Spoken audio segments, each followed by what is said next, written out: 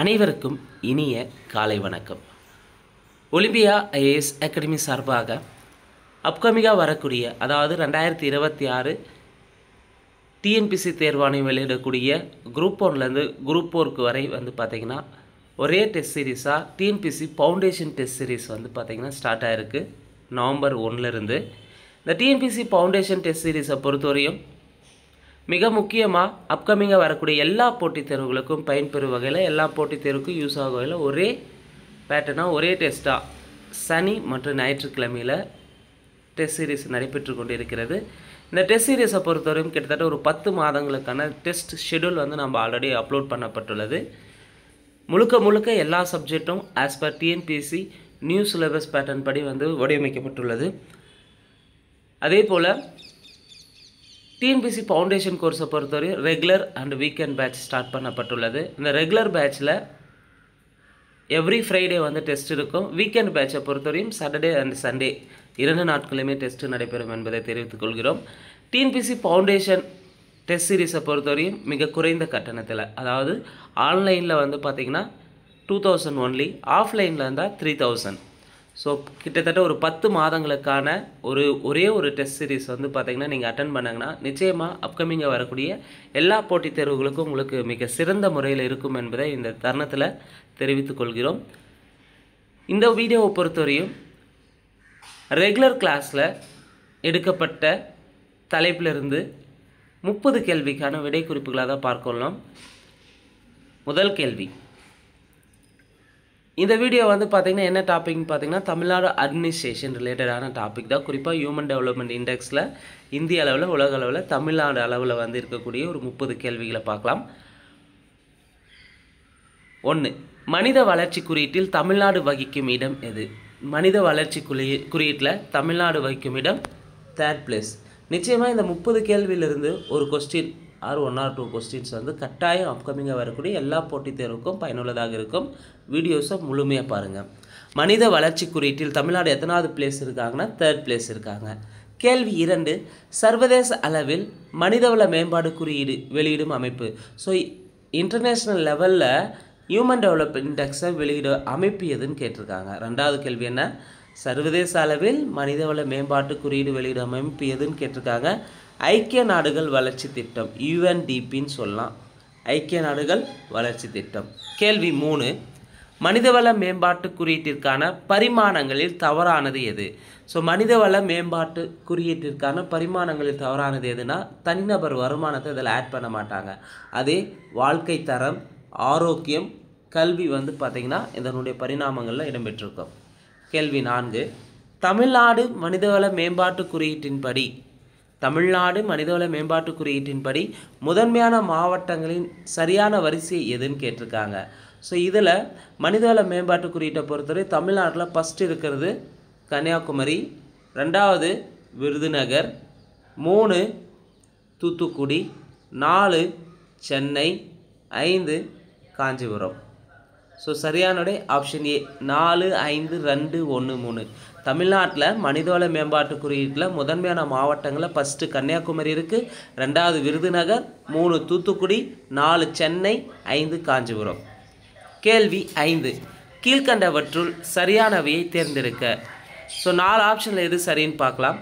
2023ஆம் ஆண்டு மனிதவள மேம்பாட்டு குறியீட்டின்படி இந்தியாவின் தரவரிசை 2023 ஹியூமன் டெவலப்மெண்ட் இண்டெக்ஸில் இந்தியா எத்தனாவது இடத்துல இருக்குன்னா 130வது இடம். சரி. 2025ஆம் ஆண்டிற்கான கருப்பொருள் தேர்வு செய்ய வேண்டிய விஷயம் செயற்கை நுண்ணறிவு காலத்தில் மக்கள் மற்றும் சாத்தியக்கூறுகள். சரி. இந்தியா ஹியூமன் டெவலப்மெண்ட் இண்டெக்ஸில் உயர்தர நாடுகள் பட்டியல் இருக்கானா? கிடையாது, நடுத்தர நாடுகள் இருக்கும். அப்போ 3வது குற்று தவறு. 2022ஆம் ஆண்டிற்கான இந்தியாவின் தரவரிசை மனிதவள மேம்பாட்டு குறியீட்டில் 134வது இடத்துல இருப்பாங்க. 2023 130வது இடம், 2022 134வது இடம். ஸோ இங்கே சரியான விடை 1, 2, 4 சரி. கேள்வி 6, தமிழ்நாடு அரசின் முதல் மனிதவள மேம்பாட்டு அறிக்கை வெளியிடப்பட்ட ஆண்டு எப்பொழுது? So Tamil Nadu government first human development இண்டெக்ஸை வெளியிட்டது எப்போ அப்படின்னு பார்த்தீங்கன்னா 2003 வெளியிட்டிருக்காங்க.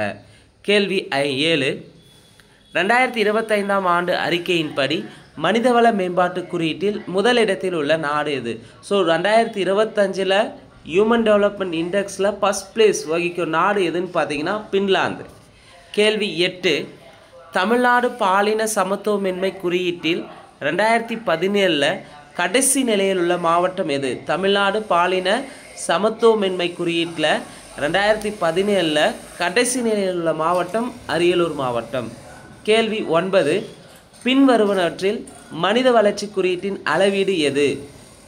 செல்வம், சமூக ஆதரவு, இன்மகிழ். இதில் மனித வளர்ச்சி குறியீட்டின் அளவீடு பிறக்கும்போது ஆயுட்காலம்.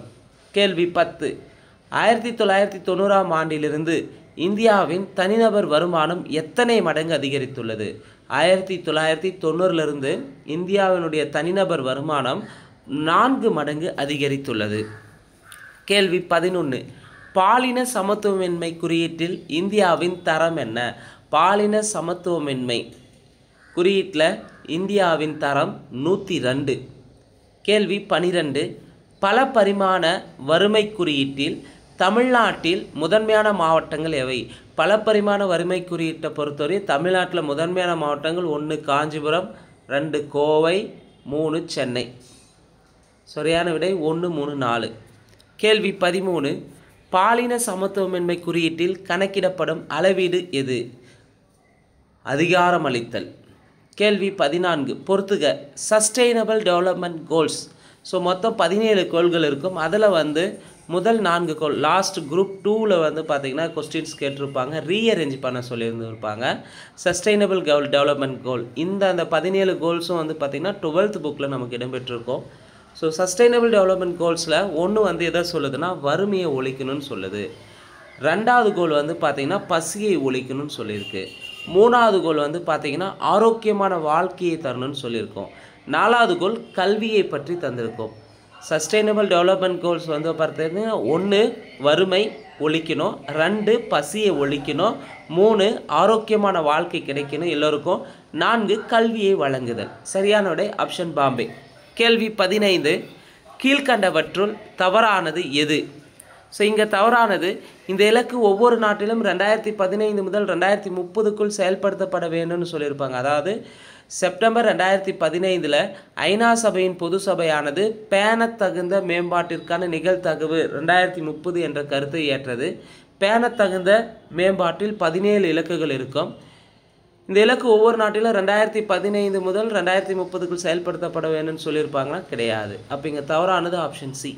கேள்வி 16, பாகிஸ்தானிய பொருளாதார நிபுணரான டேஸ் மற்றும் அமர்த்தியா சென்னும் இணைந்து மனிதவள மேம்பாட்டு குறியீட்டை உருவாக்கினார்கள். பாகிஸ்தானிய பொருளாதார நிபுணரான மகபூப் உல்லக் மற்றும் அமர்த்தியா சென்னும் இணைந்து தான் ஹியூமன் டெவலப்மெண்ட் இண்டெக்ஸ் என்ற குறியீடை உருவாக்கியிருப்பாங்க. கேள்வி 17, 2015-16 மற்றும் 2019-21 டேஸ் இந்தியர்கள் பல பரிமாண வறுமையிலிருந்து மீட்கப்பட்டனர். 2015-16 2019-21 வரை 135 மில்லியன்கள் இந்தியர்கள் பார்த்திங்கன்னா பல பரிமாண வறுமையிலிருந்து மீட்கப்பட்டுள்ளனர். கேள்வி 18, தமிழ்நாட்டின் பாலின விகிதாச்சாரம். தமிழ்நாட்டில் பொறுத்தவரையும் பாலின விகிதாச்சாரம் எவ்வளோ இருக்காங்கன்னா 1000 ஆண்களுக்கு 995 பெண்கள் தான் இருக்காங்க. தமிழ்நாட்டின் பாலின விகிதாச்சாரம் 995. கேள்வி 19, 2011ஆம் ஆண்டு மக்கள் தொகை கணக்கெடுப்பின்படி தமிழ்நாட்டின் மக்கள் தொகை அடர்த்தி எவ்வளோ இருக்குது? 2011ஆம் ஆண்டு மக்கள் தொகை கணக்கெடுப்பின்படி தமிழ்நாட்டின் மக்கள் தொகை அடர்த்தி ஒரு சதுர கிலோமீட்டருக்கு எவ்வளோ பேர் வசிக்கிறாங்கன்னா 555 பேர் வசிக்கிறாங்க தமிழ்நாட்டில். சரியான விடை பாம்பே. கேள்வி 20, 2011 படி தமிழ்நாட்டின் மக்கள் தொகை எவ்வளவு? 2011 படி தமிழ்நாட்டின் மக்கள் தொகை 7.21 கோடி. கேள்வி 21, 2025ஆம் ஆண்டு அறிக்கையின்படி இந்தியாவின் சராசரி ஆயுட்காலம் எவ்வளவு? 2025 அறிக்கையின்படி இந்தியாவின் சராசரி ஆயுட்காலம் 72 ஆண்டுகள். கேள்வி 22, இந்தியாவின் மொத்த உள்நாட்டு உற்பத்தியில் தமிழகத்தின் பங்களிப்பு டேஸிடம். இந்தியாவில் மொத்த உள்நாட்டு உற்பத்தியில் தமிழ்நாடு எந்த பிளேஸில் இருக்காங்கன்னா செகண்ட் பிளேஸில் இருக்காங்க. கேள்வி 23, தமிழ்நாடு எதில் வளமானது? தமிழ்நாடை பொறுத்தவரையும் மனித வளத்தில் வளமானதாக உள்ளன. கேள்வி 24, தமிழ்நாட்டில் எந்த மாவட்டத்தில் பாலின விகிதம் அதிகமாக உள்ளது? தமிழ்நாட்டில் நீலகிரி மாவட்டத்தில் தான் பாலின விகிதம் அதிகமாக இருக்குது. நீலகிரியை பொறுத்தவரையும் 1041 பெண்கள் இருக்காங்க. 1000 ஆண்கள்னால் 1041 பெண்கள் இருப்பாங்க. ஸோ தமிழ்நாட்டில் அதிக பாலின விகிதம் உள்ள மாவட்டம் எதுனா நீலகிரி. கேள்வி 25. மனித வளர்ச்சி குறியீட்டில் இடம்பெற்றுள்ள குறிகாட்டிகளில் தவறானது. தொழிலாளர் சந்தை தான் இதில் தவறானது. அதே தனிநபர் வருமானம், ஆயுட்காலம், சராசரி பள்ளி படிப்பாண்டு இடம்பெற்றிருக்கும் மனித வளர்ச்சி குறியீட்டில். கேள்வி 26. பின்வரும் கூற்றுகளில் சரியானது எது எவை? 1. 2023இல் உலக பொருளாதாரம் 3.33% வளர்ச்சி அடைந்தது. 2023இல் உலக பொருளாதாரம் பார்த்திங்கன்னா 3.33% வளர்ச்சி அடைஞ்சிருக்கும். சரி. 2022-23இல் இந்திய பொருளாதாரம் 7.61% வளர்ச்சி அடைந்தது. 2022-23இல் இந்திய பொருளாதாரத்தை பொறுத்தவரையும் 7.61% அடைஞ்சிருக்கும். Third one. 2023-24இல் இந்திய பொருளாதாரம் 9.19% வளர்ச்சி அடைந்தது. சரி. Fourth point. 2024-25இல் இந்திய பொருளாதாரம் 2024-25இல் இந்திய பொருளாதாரம் 6.48% வளர்ச்சி அடைந்தது. சரி. அப்போ இங்கே சரியானது 4 கூற்றுமே சரியாக இருக்குது. கேள்வி 27. 2023-24இல் தேசிய மொத்த உள்நாட்டு உற்பத்தியில் தமிழ்நாட்டின் பங்களிப்பு எவ்வளவு? ஸோ 2023-24இல் தேசிய மொத்த உள்நாட்டு உற்பத்தியில் தமிழ்நாட்டின் பங்களிப்பு 9.21%. கேள்வி 28. 2022-23இல் தமிழ்நாட்டின் தனிநபர் வருமான வளர்ச்சி எவ்வளோ இருக்குது? 2022-23இல் தமிழ்நாட்டின் தனிநபர் வருமான வளர்ச்சி 2.78 lakhs இருக்குது. கேள்வி 29. தமிழ்நாடு அரசு எந்த ஆண்டுக்குள் $1 trillion பொருளாதாரத்தை எட்டுவதை இலக்காக நிர்ணயித்துள்ளது? தமிழ்நாடு அரசு எந்த ஆண்டுக்குள் $1 trillion பொருளாதாரத்தை எட்டுவதை இலக்காக நிர்ணயித்திருக்குன்னா 2030க்குள்ள. கேள்வி 30. தமிழ்நாடு வேளாண் புள்ளி விவரங்கள் ஒரு கண்ணோட்டம் 2024 அறிக்கையின்படி பின்வரும் கூற்றுகளில் சரியானது எது எவை? ஸோ தமிழ்நாடு வேளாண் புள்ளி விவரங்கள் ஒரு கண்ணோட்டம் 2024 அறிக்கையின்படி பின்வரும் கூற்றுகளில் சரியானது எது எவை? 1. தமிழ்நாடு எண்ணெய் வித்துக்கள், நிலக்கடலை, கரும்பு உற்பத்தி திறனில் முதலிடம் வைக்கிறது.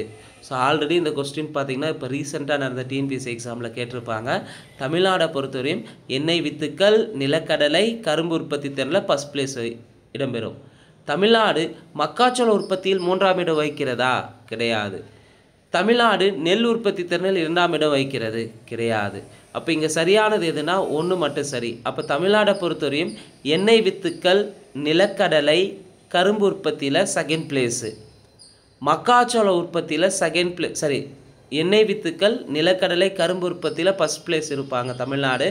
2nd பிளேஸ் வந்து பார்த்திங்கன்னா மக்காச்சோள உற்பத்தி திறனில் 2nd பிளேஸும், நெல் உற்பத்தி திறனில் வந்து 3rd பிளேஸும் வகிப்பாங்க. இதை வெளியிட்ட அறிக்கை யாருன்னு பார்த்தீங்கன்னா தமிழ்நாடு வேளாண் புள்ளி விவரங்கள் ஒரு கண்ணோட்டம் என்ற அறிக்கையில் வெளியிட்டிருப்பாங்க 2024. இப்போ தமிழ்நாடை பொறுத்தவரை விவசாயத்தில் மிக முக்கியமாக வந்து டெவலப்மெண்ட்டில் இருக்குது. குறிப்பாக எண்ணெய் வித்துக்கள், நிலக்கடலை, கரும்பு உற்பத்தி திறனில் ஃபஸ்ட் பிளேஸும், மக்காச்சோள உற்பத்தி திறனில் 2nd பிளேஸும், நெல் உற்பத்தி திறனில் 3rd பிளேஸில் இருக்குது. ஸோ இந்த 30 கேள்வியுமே எக்ஸாம் பாயிண்ட் ஆஃப்ல வெரி இம்பார்ட்டன்ட்ங்க. நிச்சயமாக அப்கமிங்காக வரக்கூடிய எல்லா போட்டித் தேர்வுகளும் இந்த 30 கேள்வியிலேருந்து ஒரு கேள்வியில் இடம்பெறுவதற்கான வாய்ப்புகள் அதிகமாக இருக்குது. இந்த வீடியோ உங்களுக்கு பயனுள்ளதாக இருந்திருந்தால் மறக்காமல் லைக் பண்ணிவிட்டு உங்களுடைய கமெண்ட் செக்ஷனில் உங்களுடைய கமெண்டை பதிவு செய்யுங்க. ஒலிம்பியா ஐஏஎஸ் அகாடமி சார்பாக டிஎன்பிஎஸ்சி ஃபவுண்டேஷன் டெஸ்ட் சீரிஸ் போயிட்டுருக்குங்க. இந்த டெஸ்ட் சீரிஸில் ஜாயின் பண்ண விருப்பம் இருக்கிறவங்க மேலே இருக்கிற நம்பரை தொடர்பு கொள்ளலாம். நன்றி, வணக்கம்.